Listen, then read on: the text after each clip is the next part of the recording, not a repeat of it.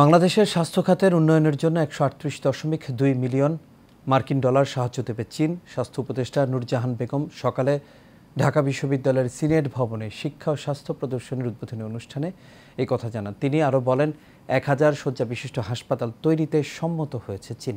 অনুষ্ঠানে চীনের রাষ্ট্রদূত বলেন, এখন বাংলাদেশের মানুষ চিকিৎসার জন্য সহজেই চীনে যেতে পারবে। আনসারুল ইসলামের ক্যামেরায় মেহরাব সুমনের রিপোর্ট। ঢাকা বিশ্ববিদ্যালয়ের সিনেট ভবনে আয়োজন করা হয় চায়না বাংলাদেশ ফ্রেন্ডশিপ কনফারেন্স। অনুষ্ঠানে উপস্থিত ছিলেন ইউয়ান প্রদেশের গভর্নর মিস্টার ওয়াং উবো এবং স্বাস্থ্য উপদেষ্টা নূরজাহান বেগম। স্বাস্থ্য উপদেষ্টা বলেন, জুলাই অভ্যুত্থানে আহতদের চিকিৎসা সেবা দিয়ে চায়না বাংলাদেশের পাশে ছিল। Yunnan's leadership in medical technology, traditional medicine and digital health offers valuable opportunities.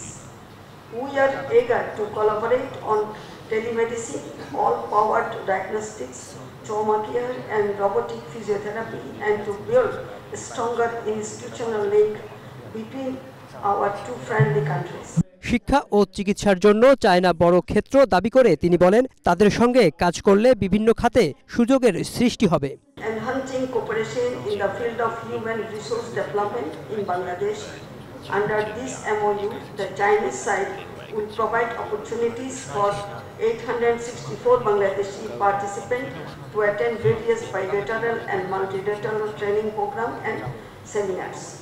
এ সময় ঢাকা বিশ্ববিদ্যালয়ের ভিসি বলেন, চায়না বাংলাদেশের বন্ধুত্ব 1000 বছরের পুরনো।